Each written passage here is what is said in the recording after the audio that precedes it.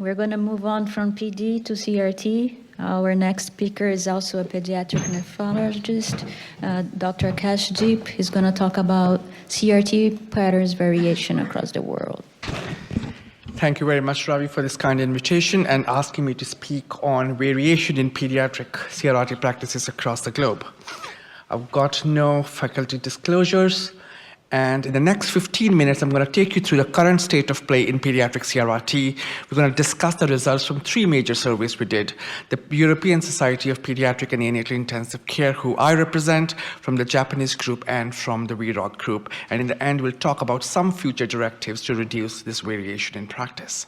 So if you look at the field of pediatric critical care nephrology, we made a huge inroads. We talk about new machines, we talk about new membranes, we've started to talk about dedicated neonatal machines, whether it's Carpedium, it's Nidus, it's Aqueducts, and pediatric CRT has now embedded itself as a firm armamentarium in our pediatric ICUs.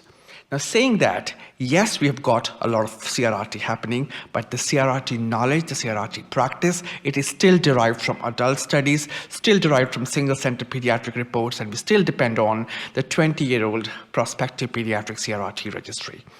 So there is lack of evidence, there is lack of consensus, basically in most of the things we do in CRT, whether it's to do with organization, it's to do with initiation, the dose, or the quality monitoring. And most of the protocols, when you look at it, it depends upon institutional, personal, or historic experience, and they very much vary on, they will depend upon the resources, they'll depend upon the geographic location.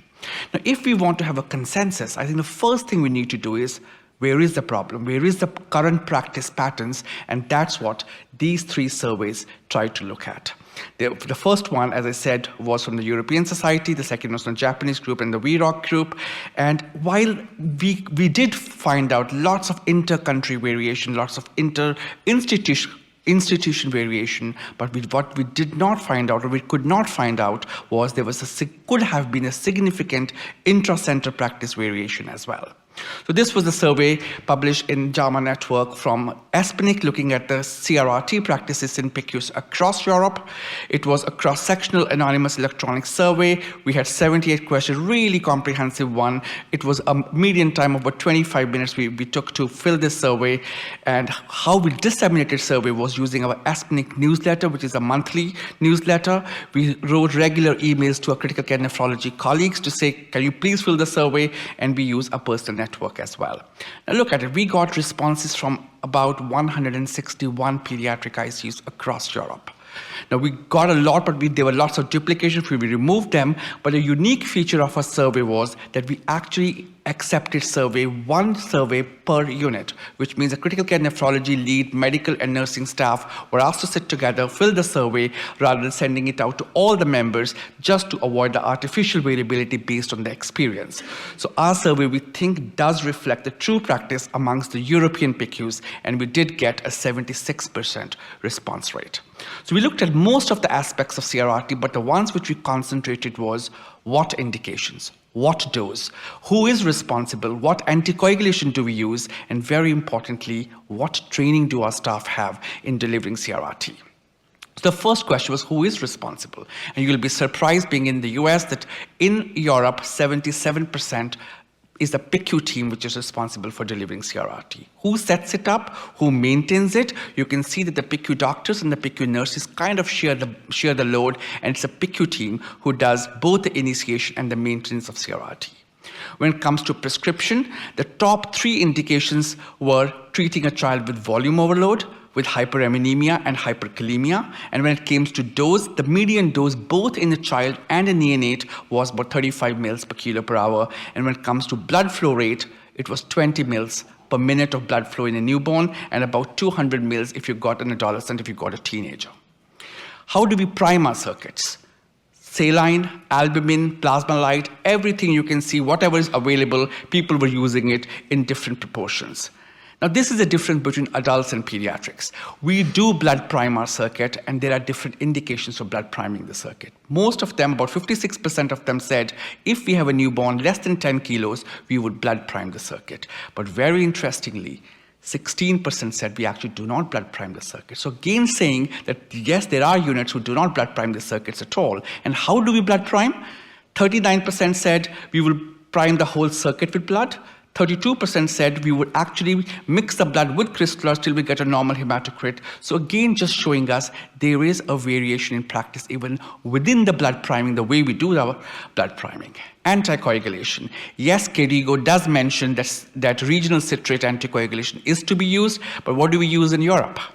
50% say systemic unfractionated heparin, with 11% saying we actually use heparin and protamine.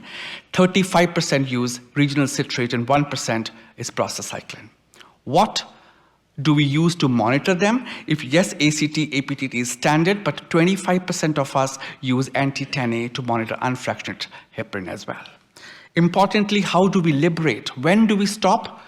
If you look at the various factors, what stood out loud and clear was that people looked at the native urine output as the most important mechanism where they would go and say, let's try and stop CRRT now. And the second one was resolution of fluid overload. The other question is, how do you liberate them? Do you give a diuretic or do you just let the kidneys recover on their own? And 32% said we would give a bolus of diuretic followed by an infusion, whereas 34% said it's variable. It will depend on the patient's condition, what is the clinical condition of the patient, and then we'll decide it. What is the training available to the staff?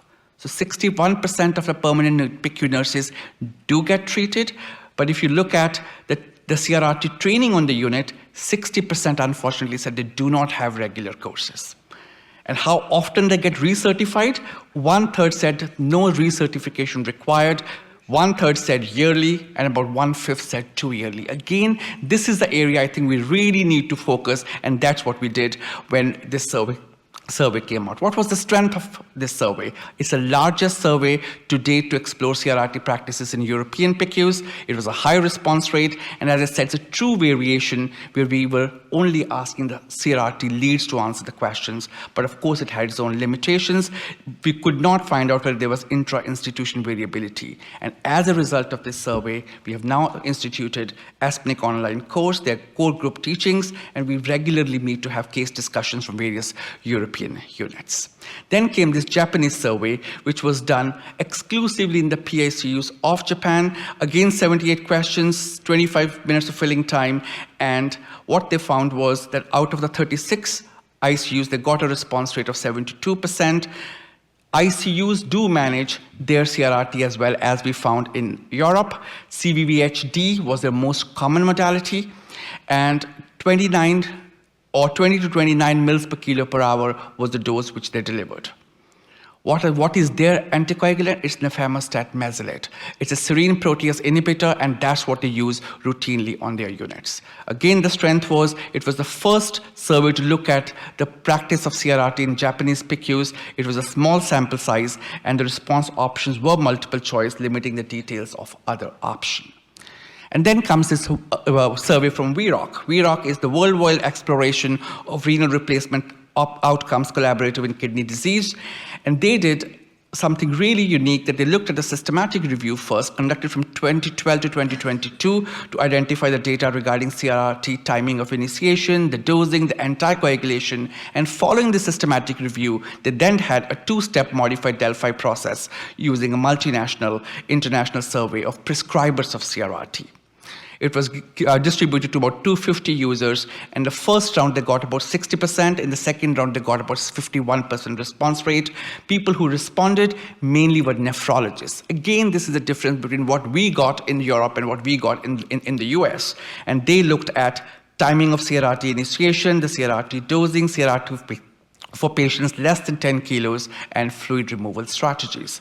The strengths, again, a multi-continent representation and modified Delphi process was used. But of course, if you look at the representation, most of the centers were from the US, and the experience of respondents probably could have affected the results because it was distributed to most of the people who took part in VROC Collaborative. This is just a slide comparing the three surveys. If you look at it, 100% of PICU responded from Europe, almost 100% from Japanese group, and more than 50% responses were from the nephrologists in the US group. If you look at the response rates, they were different as well. And the managing provider, most of our intensivists in Europe and Japan, whereas it's a combination of intensivists and nephrologists in the US. Most common modalities, CVVH-DF in US and Europe, where CVVH-D in the Japanese group. Quality monitoring was reported in the VROC group, whereas it was not reported in the European and the Japanese group. Now, what were the limitations in general of these surveys? I think they're regional surveys, they're not global, and most of them do lack this sufficient granularity for us to say, this is a particular area where we need to focus on, this is the particular area which can improve outcomes. So what we did was we combined the 3 surveys and we put up this editorial in Pediatric Critical Care Medicine, which is going to come out soon, where we talk about the current state and the future directions for worldwide practice. So what we recommend based on this survey is a framework for understanding of value-based healthcare in order to transform healthcare organizations. We need to have digital platforms, we need to be able to share data, and we need to have consensus around core outcomes with patient and family stakeholder participation. So what we are talking about here is value-based CRRT care.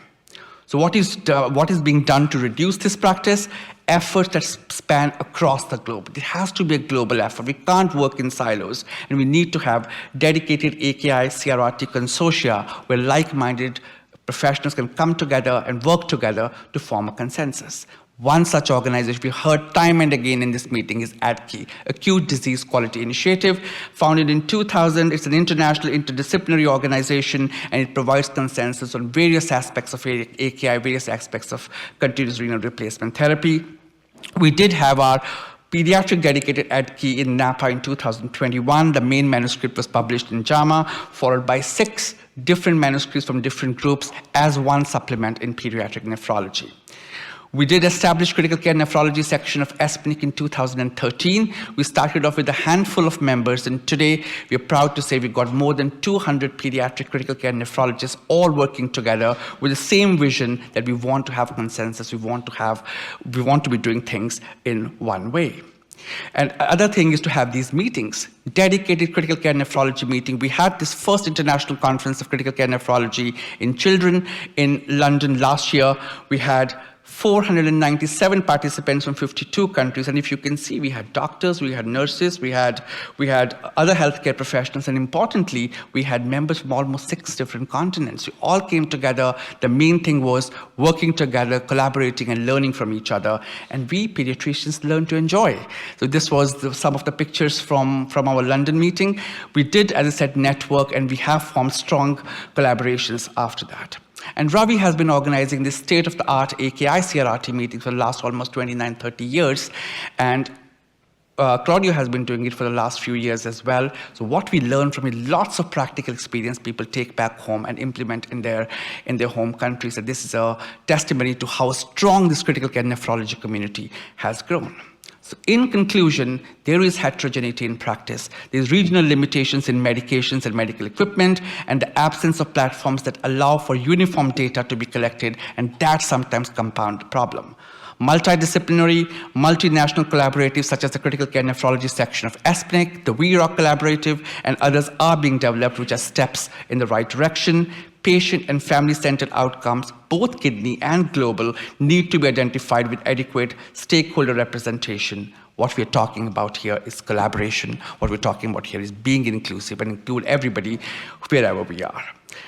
In the end, I would like to invite you to Rome in the first week of June to join us for the annual ESPNIC meeting we have in ESPNIC. Thank you.